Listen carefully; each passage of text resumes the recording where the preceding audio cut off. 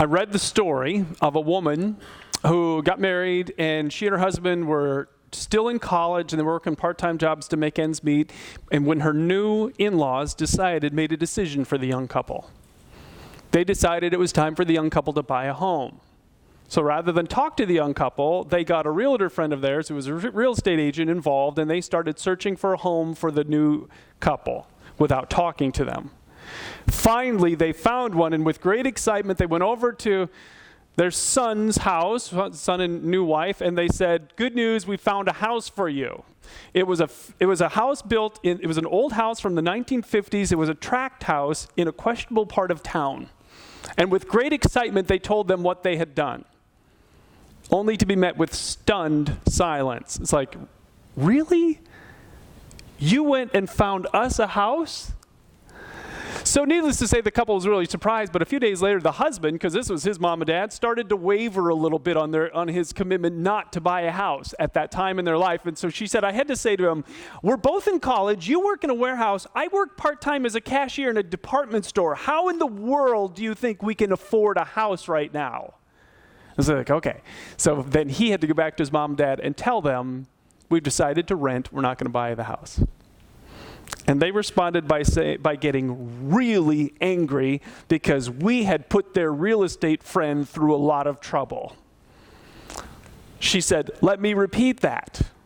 Because we had put their friend through a lot of trouble.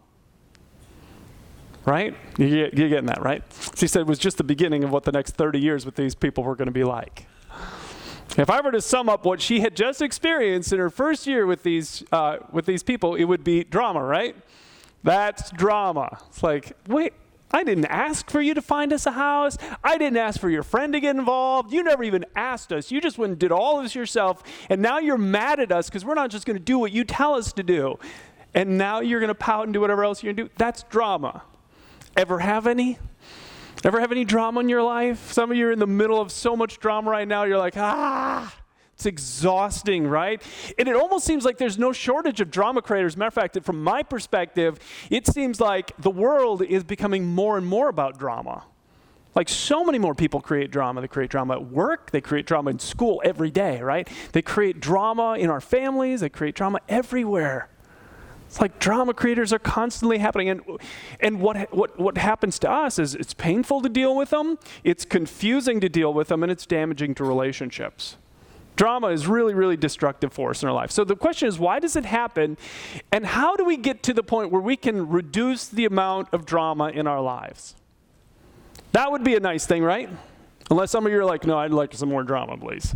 I'm at the point in my life where I'm like, less drama equals happy Brian. So how do I reduce the amount of drama that I'm participating in?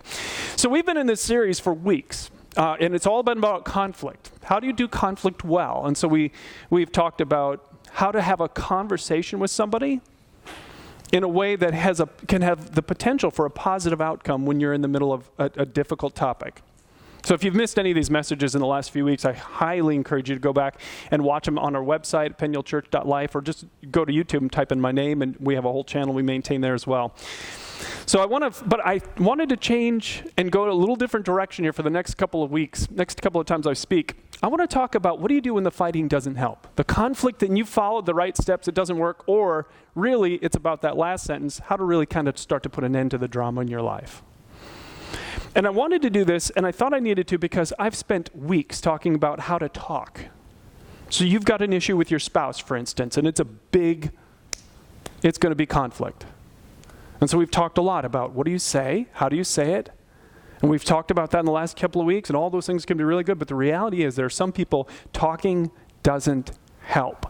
Ever met people like that? Talking doesn't help.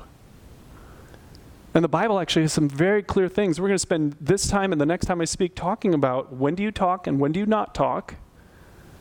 Because the Bible actually tells you in certain cases, don't say anything. Did you know that? It actually says it will not help you, it will only hurt you. So how do you learn to know when are those times to speak and when are those times not to? So we're going to talk about this for the next couple of weeks. I want to ask you to open up your program. Inside you'll find these notes. Can I ask you to grab your notes, grab a pen? There will be some things you're going to want to write down as we go through this today. Welcome to those of you watching on YouTube, or also in the description section below on the YouTube video. You can download these notes. They're always linked in there. And then welcome, of course, to those of you watching on the website. So let's jump into this drama, such an important subject. So the first thing I want to teach you and talk to you about today is the 4 major types of drama creators that exist in our country today. These are the major ones. It's not the only ones, but these are the big ones. The 4 major types. You got to understand what these people are like, so you know what to look for. Now, the Bible actually says, in general, there are people fit into 3 categories. Did you know this? The Bible says this. In general, people fit into 3 categories. There are wise people, there are foolish people, and there are evil people. Now, the hard thing about those 3 categories is I have never met a perfectly wise person. Have you? Perfectly wise in every area of their life. No, of course not. I've met plenty of wise people who are really wise in one area and stupid in other areas, right? Welcome to the human race. All of us have us. No one fits perfectly into any of these categories. No one fits perfectly as always wise. No one fits perfectly as always foolish. And then there's this 3rd category. The Bible says you need to learn how to spot and identify evil. And evil, in the definition that I'm going to be using for the next couple of weeks, is they harm you on purpose. They harm you on purpose. It's about intention. They meant to hurt you. Did you know that there are people in this world who mean to hurt you? They will harm you on purpose. And so the Bible would say you have to learn how to understand, or you have to understand that these 3 categories exist. Let me give you an example. There was a woman I know whose mom told her entire life, I never wanted you. I never wanted you. And she said it to her all her life. Her mom meant to hurt her. That, by definition, is what the Bible would call evil.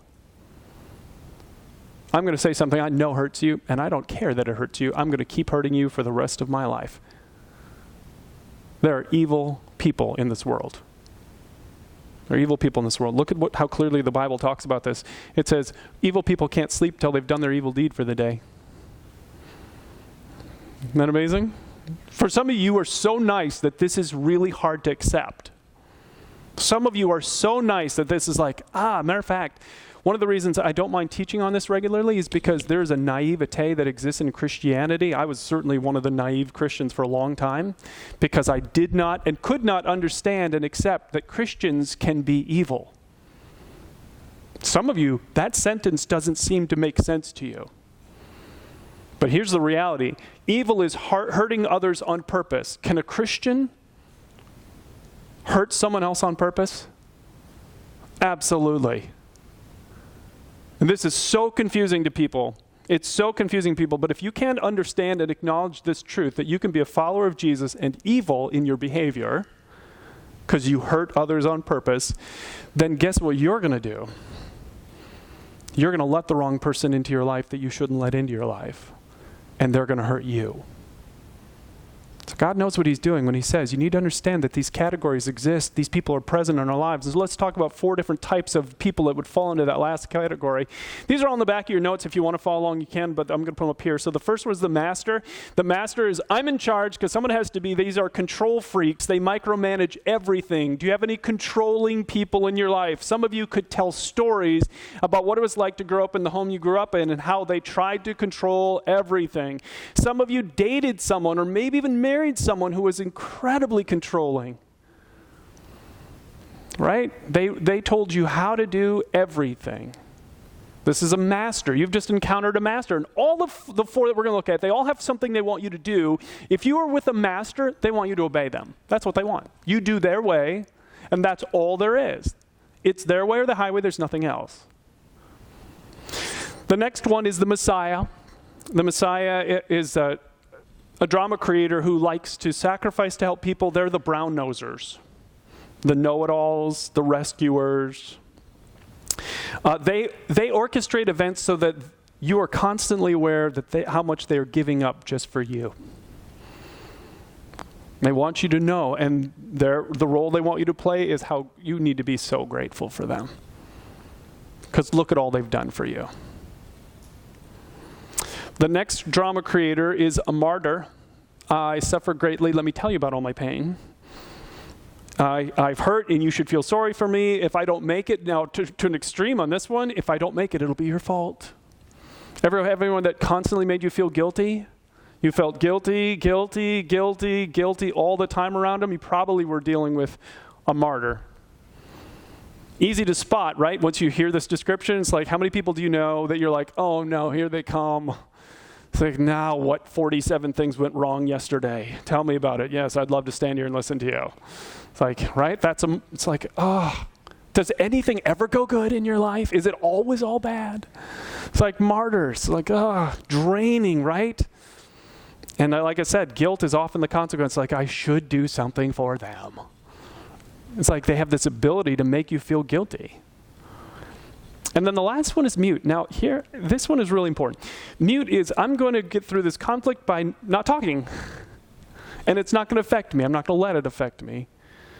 And your role is, you get to pretend too that everything's okay. Now, when I've taught on this, I've taught it before, I have always, until recently, underestimated the terrible damage of mutes.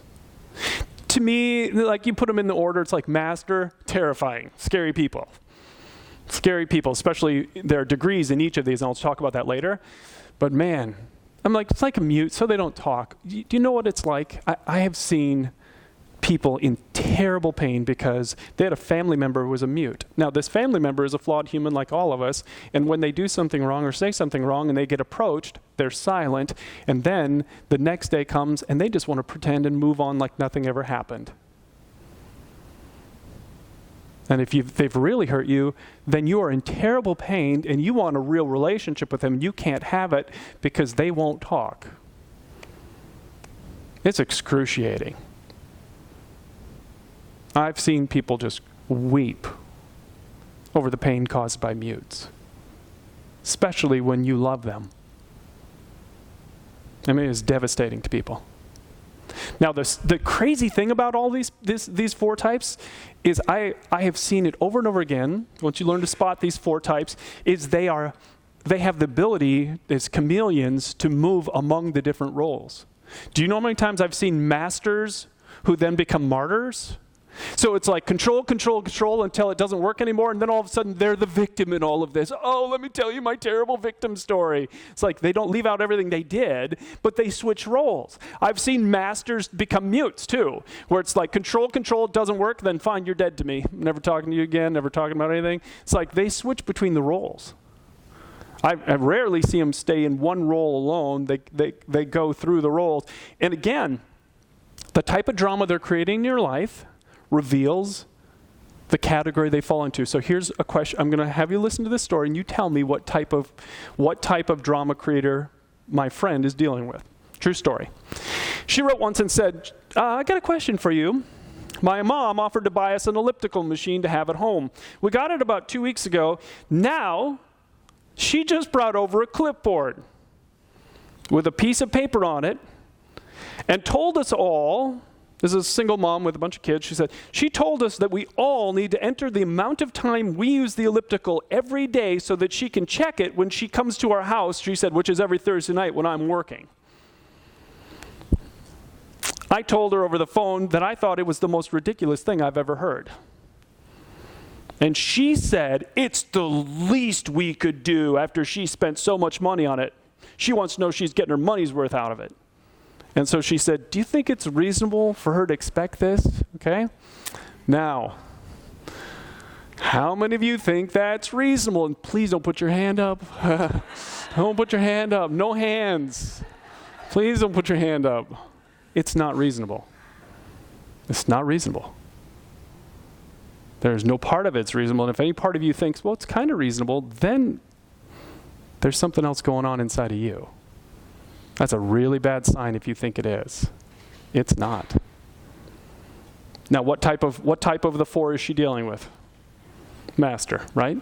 I'm in control. I will tell you what to do. You will do what I tell you, and there is no other way. Now, I don't know how this situation ended up, but I can only imagine. Can you imagine what would happen if she stuck to her guns and said, no, I am not doing this? Do you know what mom's going to do?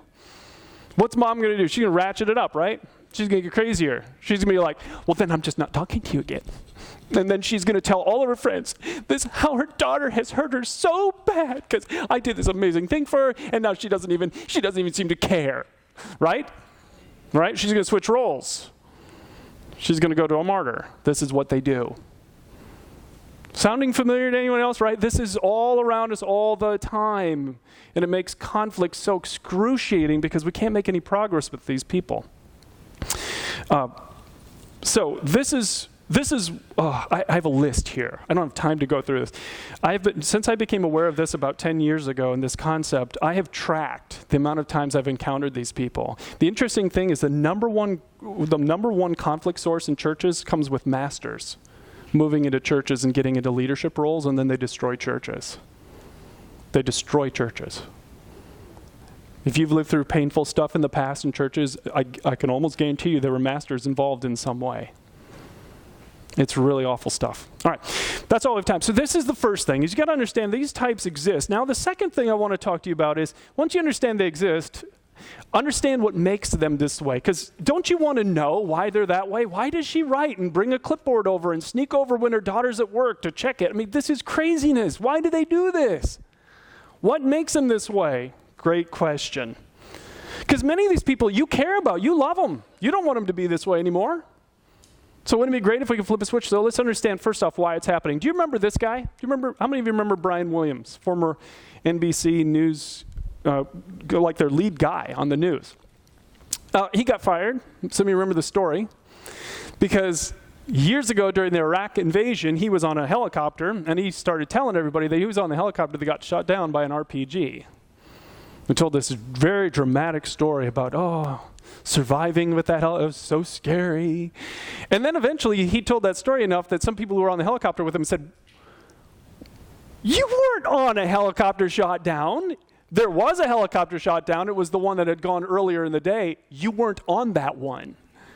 And it came out, which of course it always comes out, right?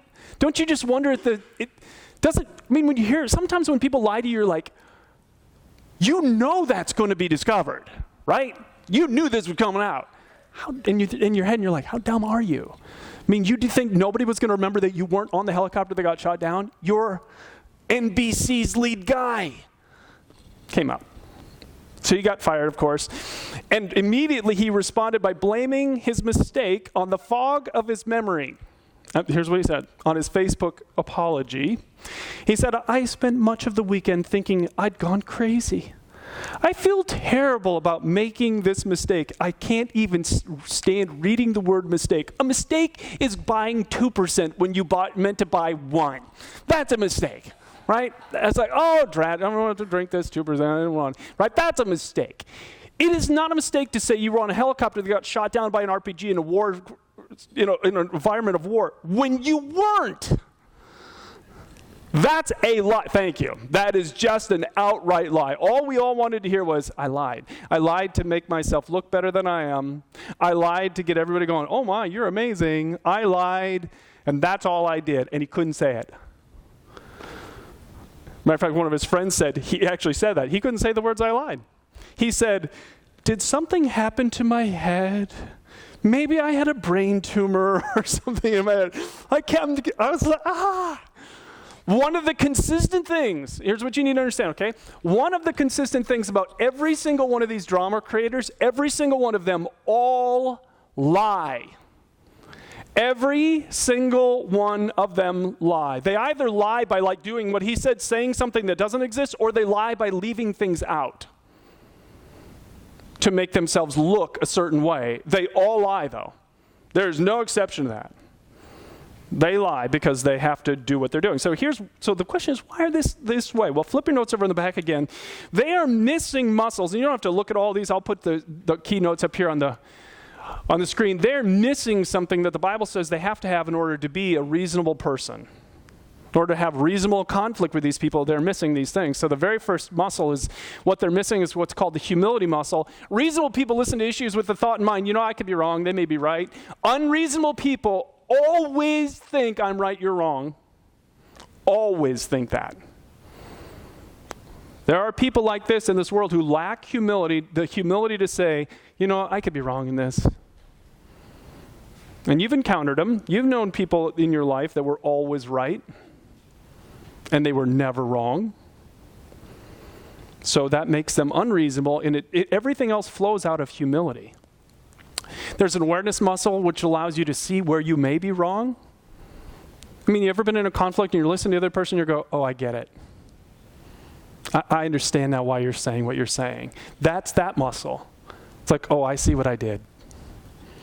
Which leads to all of these flow right into each other, which leads to the responsibility muscle, right? Where this is your conscience. Nobody changes without a good conscience, where we say, I get it, I did it wrong, I'm sorry. I take responsibility for what I said there, or what I did there. Unreasonable people never do. Even when they're caught, they blame someone else for what they did. It must have been a brain tumor. Must have been a brain tumor. They come and go. What? What? It's insane. If it wasn't so painful to deal with them, it would be funny. But when you're in the middle of it, it's no longer funny. When it's someone you care about and you're trying to have that interaction, it's painful, right? It's excruciating because you just want a reasonable conversation and you can't get it. So this is missing. These muscles are missing. And then the empathy muscle, which is, again, if I know that I've hurt you, I don't like that. That hurts me. It hurts me to know that I've hurt you. They don't feel that pain.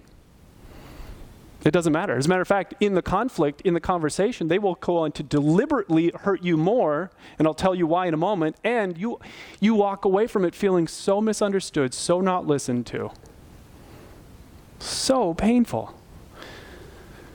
And then the last one, the reliability muscle, if I see that I've hurt you and I see that I've got flaws, I want to own them and I want to change them. Have you ever been in a relationship with someone where they would get to the point where fine, I'll never do that again, I'll change, and you didn't believe them? You ever had that? Because you knew that the change that they were putting in place would last about 2 seconds. Because you'd seen it over and over and over and over. They didn't change, they didn't change, they didn't change, they didn't change. So painful, right? All this stuff is so hurtful. Now, why is this happening? Why is the conflict so destructive? Well, the Bible says this. Without that humility piece, that first thing, that all you have left is this pride, because that's what it is. It's arrogance. I always have to be right. And if you have that and you are missing humility, then all you're going to get is this destructive quarreling and fighting. That's all you're going to have. Isn't it interesting how much the Bible... we just don't understand how significant humility is as one of the key virtues for all of life. The Bible places quite an emphasis on the character quality of humility. There's a whole chapter, Philippians 2, where it talks about you and I should imitate the humility of Jesus, who being in the very nature God, didn't think equality with God something to be held on to. He let it go, made himself nothing, taking the very nature of a servant. And he says, you and I should be like him. Well, God knows what he's talking about. He knows that you can't actually have, we're all commanded to love one another. You can't love one another if all you love is yourself. Without humility, there is no love, just love for yourself. And all this is tied together. So significant. So this is what they're like. This is why they do it. They're missing those muscles. The question is, of course, why are they missing them? I can't answer that. But it is important that you understand what they want. If you are in relationship, if this is your mom, some of you, I'm describing your mom. I'm describing your dad. I'm describing your best friend, your boss. I'm describing someone in your life. You have to understand what they want. And this is really important because you can adapt then once you understand this. In every conflict situation I'm in, I want this. I want this. I would never want a win for me and a loss for one of my kids. Never want that. There's no part of me that ever wants that. I want a win-win, right? Every reasonable person wants that. You want to win and you want them to win. You never want to take advantage of somebody else if you are a reasonable person. That doesn't make you feel good. You want to win-win, as close as you can get, right? You know what an unreasonable person wants when they're in conflict with you? Win and who cares? They could care less how it affects you, what it does to you. They don't care. It is a win and who cares? Because remember what they need? They need to be right. They have to be right. So as long as they're right, they do not care about the damage that it does to you.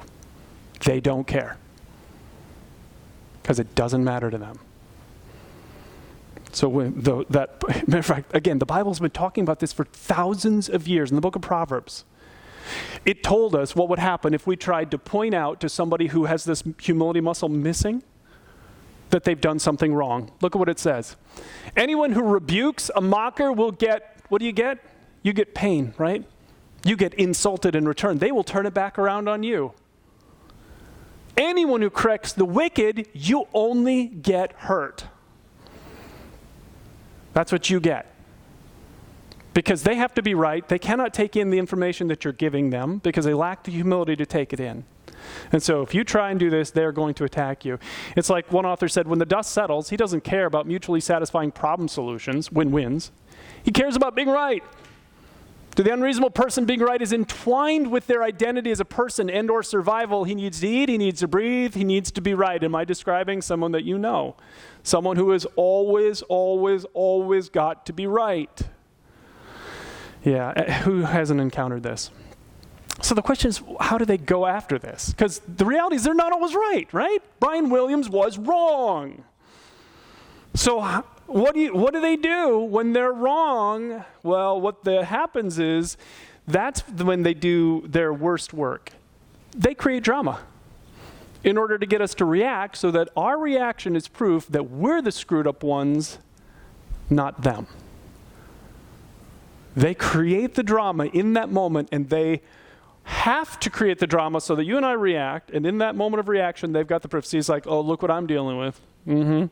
Yeah, and that's what they hold on to forever. Your reaction, not what they did to provoke the reaction.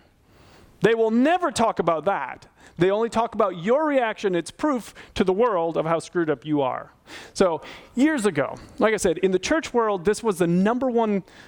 This was the masters especially were the most difficult to deal with. Especially among Christians, again, because we don't understand this, we don't talk about it, and we can't comprehend a Christian could be evil, a Christian who could want to harm other people on purpose. Couldn't understand it. So I remember one time this master started attending the church. I didn't even know this back then. And no, I had not learned this yet. So he started attending, and he seemed really nice. A big guy, and he carried his Bible and he quoted Bible verses and he sang the songs. He started serving and he was generous, and so there was a lot to like about the guy, and people liked him. A lot of people liked him. And I had no issues with him at all until I made a decision that he disagreed with. Masters are in control. And this decision was something he didn't want at all. And so he asked to meet with me after the decision was over, and so I had a meeting in my office, and I knew right away we were in trouble when he came in and said, I don't want to meet in here. I'm afraid you might be recording what I'm about to say. Anyone who doesn't really want their words recorded with what they're about to say, maybe that's a sign that what they're about to say is a problem, right? It's like, go ahead and record me. I don't care. But so I shut my laptop and said, well, there, it's closed. Can't record you. Nope. So that's how it started. So we went into their meeting room. We were sitting in the other meeting room, and I said, well, what's the problem? And he said, how long till you stop lying to the whole church? And I'm like, well, what do you think I'm lying about? And I was really calm at that point.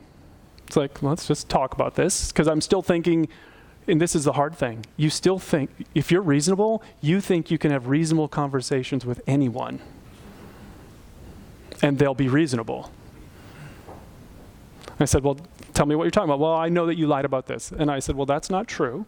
Here are the facts. And I started stating the facts. I didn't even get out through the facts. And he interrupted me and cut me off and said, well, I know you're lying about that too. And so this went on for about 30 seconds. And I could see that everything I was saying was just going to be a lie. And so I stood up and I said, this is destructive. I said, I'm more than willing to talk to you about this. Why don't we get some other people involved? Which he didn't want his words recorded, so he didn't want that either. So I started to turn and walk out. And I said, just let me know when it works out. And I walked away, and they followed me. Followed me all the way back to my office. And the whole time just kept accusing me of being a liar.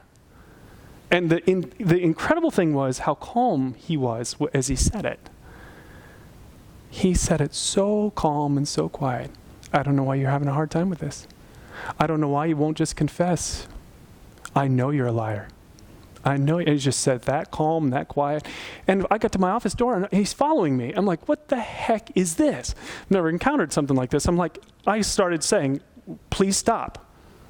This is destructive. I don't want to, this isn't helping. We need to get some people involved to help us. And I began to ask him repeatedly to stop. He wouldn't stop. I didn't know what to do.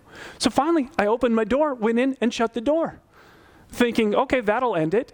He walked into the staff member's office next door and continued with her.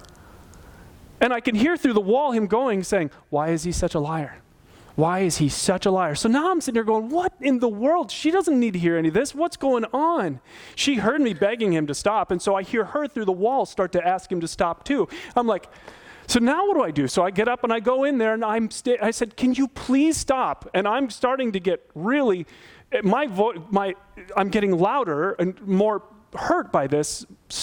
And so I'm like, I'm begging you, please stop.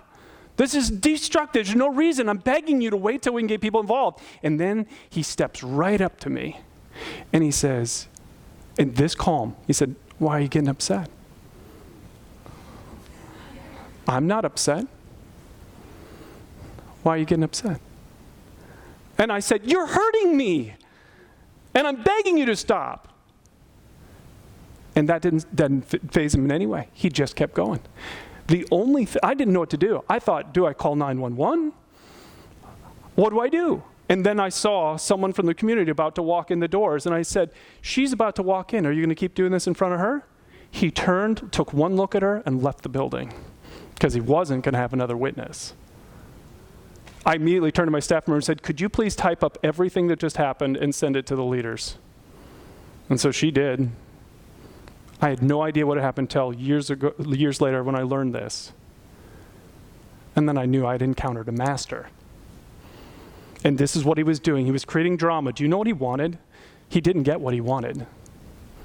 He wanted me to swear. He wanted me to push him.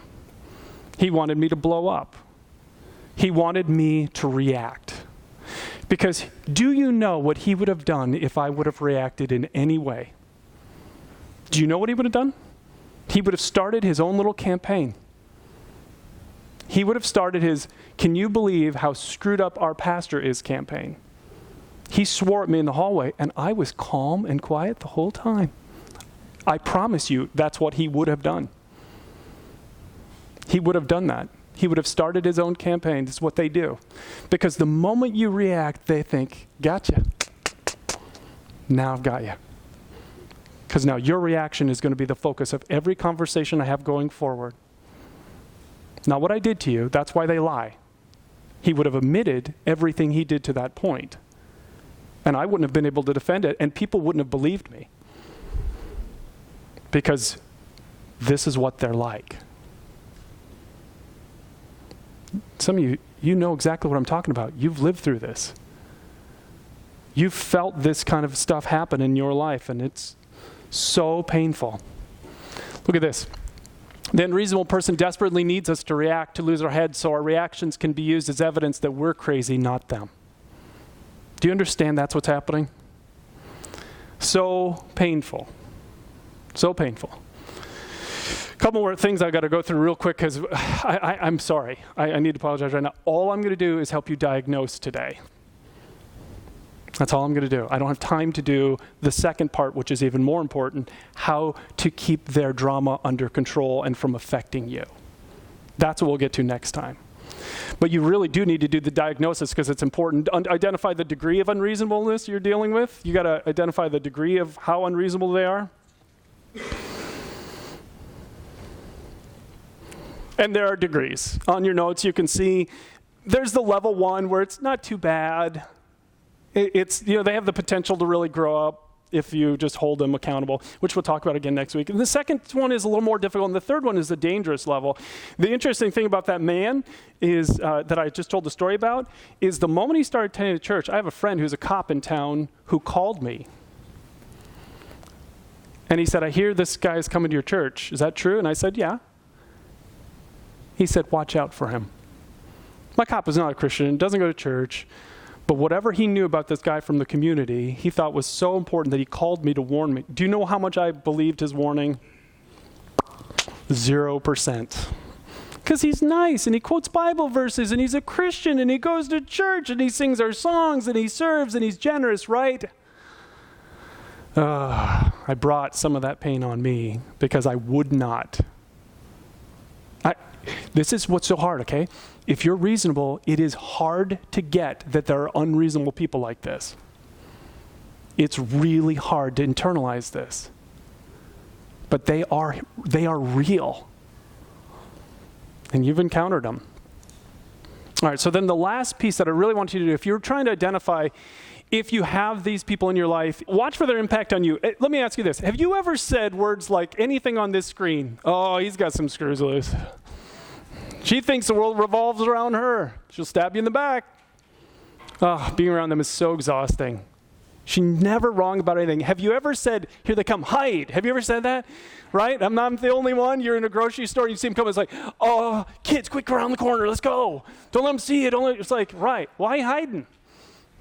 Yeah, I mostly hide from martyrs. It's like, because I just don't want to hear about their bunions, and I don't want to hear about their, all their problems that have happened in the last 7 seconds of their life. It's like, because it's exhausting, right? It's like, you ever done that? I know you've all done. All right, good. I don't feel bad. Once you're on their bad side, you can't get back. You know people like that? I know people like that. I have a lot of people in my life that are like that. Once you are on the bad side, you are dead to them, right?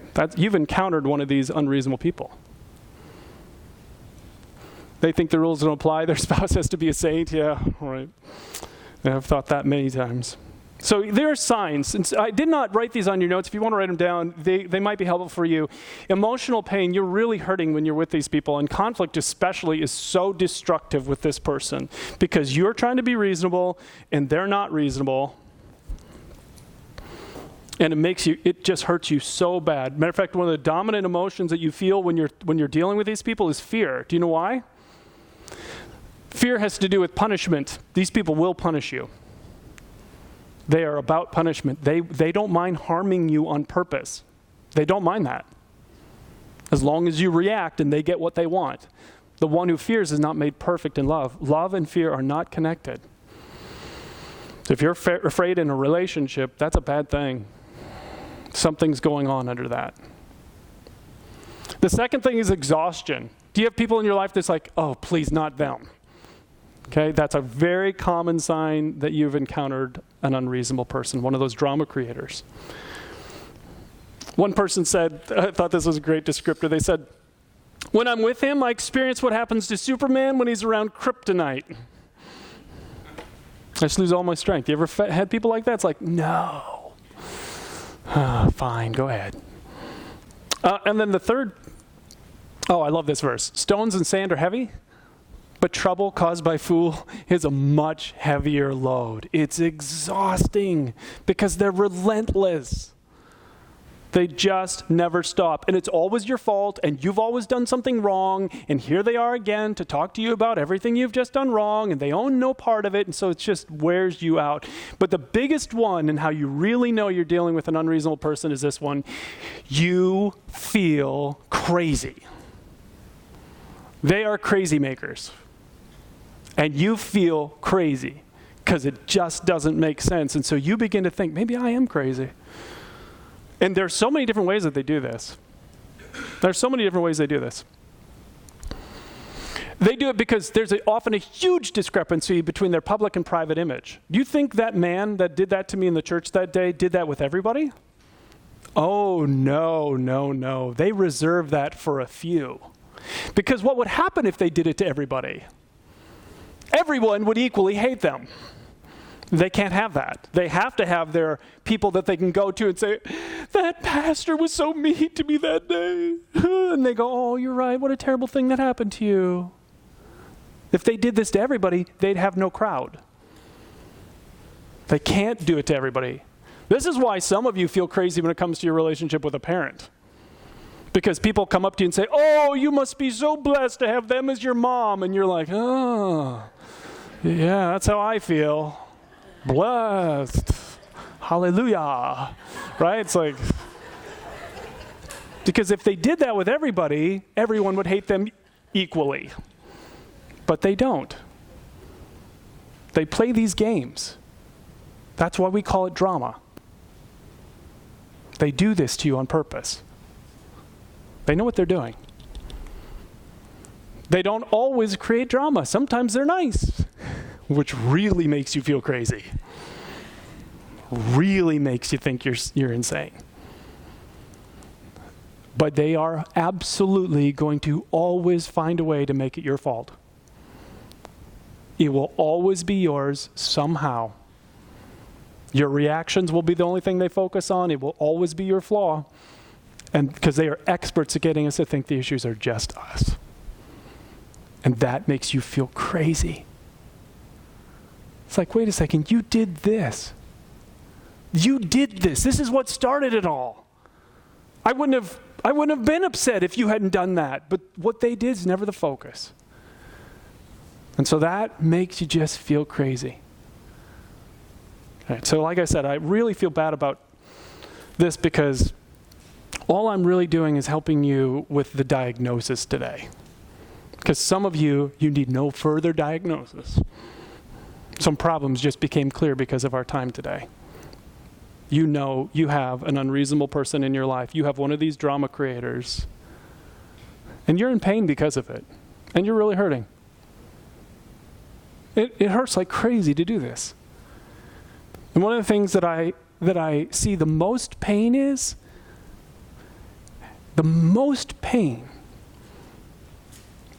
when you just want to have a reasonable conversation with someone who's like this. Because you just kind of expect that everybody's going to be able to be reasonable, and it doesn't work out, and you get so hurt because here's what we want. We want our mom to be reasonable. We want that. We want our dad to be reasonable. We want to have a close relationship with them. And we get this. And that just is excruciating. Or we want our spouse to be this way.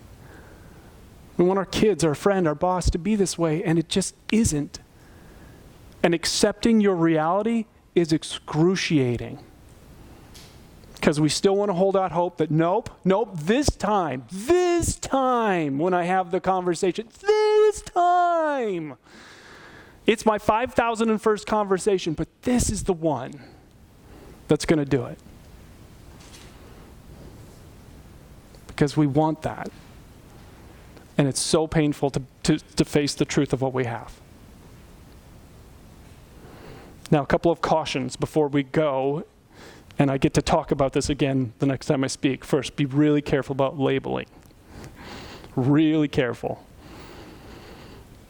You are looking for patterns of behavior in people's lives, not isolated things. Because isn't this true? Everyone can be unreasonable. Everyone can be unreasonable. I have reacted in my life. I don't always do it right. It's the pattern that you're looking for. Okay, so be really, really careful about putting someone in a camp right away just based on an isolated incident.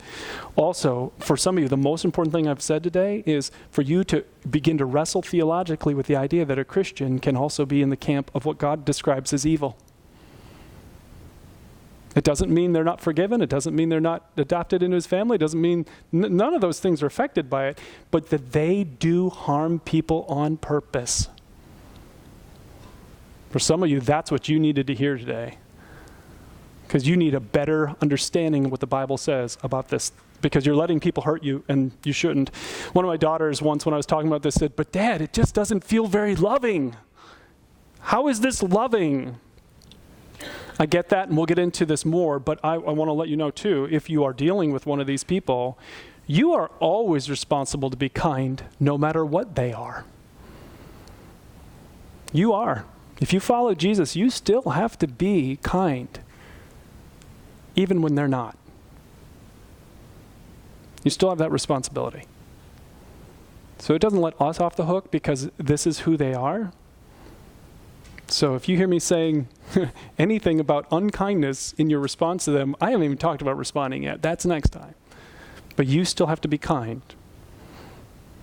So for those of you just exploring your faith, wow, what a message come here. It's like, what is this? Jesus. Well, Jesus is really clear there is evil within this world, right? Jesus didn't have a problem saying, oh, by the way, let me take it even further. There's evil within the heart of every human being. Because here's the reality about all of us. We have all hurt others. The perfect ideal in this world is love. God is love. You and I have countless times said and done unloving things towards people we even cared about. I mean, just an uncountable number. That's why Christianity exists. God hated what we have done so much because one of the outcomes of it is this separation that exists between a God of love and human beings who are not loving. So he sent his son to bridge the gap. With his death on the cross, Jesus took into his body, the Bible says, all the unloving words and deeds we have ever done, paid in full, and then rose again. And he offers all of us this amazing gift of forgiveness and the opportunity to be in his family today. Let me have you bow your heads as we finish. Maybe for you, this is the next step, is to let Jesus Christ do something not about what's happening in someone else's life, but what's happening in your life. Because it's really inconceivable that any of us are sitting here saying, nope, I've never been unloving. We have been unloving with our words and our behavior over and over again. And Jesus came to pay for that with his death on the cross. And now if you will just let him, he will forgive you and make his home inside of you and start the work of doing what only he can do from the inside. So if you want his gift with your head bowed, you can say something like this to him. Say, Jesus, I'm turning to you today. I've heard you died for me on that cross. So I'm asking you to forgive me. Come and make your home inside of me today. In Jesus' name, amen. Now, as we finish up today, would you all take your little connection card out of the program and just take a moment and even if you're a regular attender, just ask you to put your name down. But maybe some of you prayed and you asked Jesus to forgive you. There's a box right here. You can check that box, or you renewed your commitment to him today. Just let us know about that. Some of you have drama creators in your life and you need us to pray for you. We have a team of people that will pray. So just put that down there and we'll pray. Then what you do is drop it in one of the 2 offering boxes back by the doors where you came in. Thanks so much for coming. Hope to see you back next time when I'm here to speak about what to actually do. Now that you know these people exist in your life, what do you do? We'll cover that next time.